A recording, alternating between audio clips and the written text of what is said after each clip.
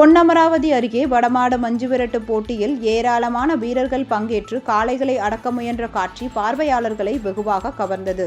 புதுக்கோட்டை மாவட்டம் பொன்னமராவதியை அடுத்த ரெகுநாதப்பட்டியில் அமைந்துள்ள சுடப்பிடாரி அம்மன் கோவிலில் பொங்கல் விழாவை முன்னிட்டு இந்து முஸ்லிம் மத நல்லிணக்கத்திற்கு எதிர்காட்டாகவும் இந்த ஆண்டின் முதல் வடமாடு மஞ்சுவிரட்டு போட்டி நடைபெற்றது.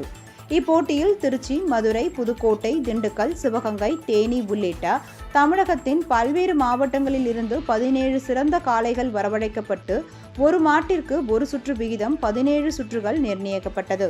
இதேபோல் ஒரு மாட்டிற்கு 9 வீரர்கள் என 153 வீரர்கள் களமிறங்க அனுமதிக்கப்பட்டனர். ஒரு சுற்றிற்கு 25 நிமிடங்கள் என நடைபெற்ற இந்த போட்டியில் சீரிப்பாயும் காளைகளை வீரர்கள் ஆர்வமுடன் அடக்க முயற்சிப்பதும் அவர்களுக்கு அடங்காமல் காளைகள் போக்கு காட்டியதும் காண்போரை வெகுவாக கவர்ந்தது.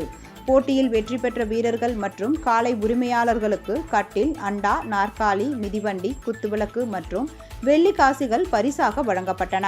வடமாடு மஞ்சுவிரட்டு போட்டியை காண சுற்றுவட்டாரத்தை சேர்ந்த ஆயிரக்கணக்கானோர் திரண்டிருந்தனர் என்பது குறிப்பிடத்தக்கது.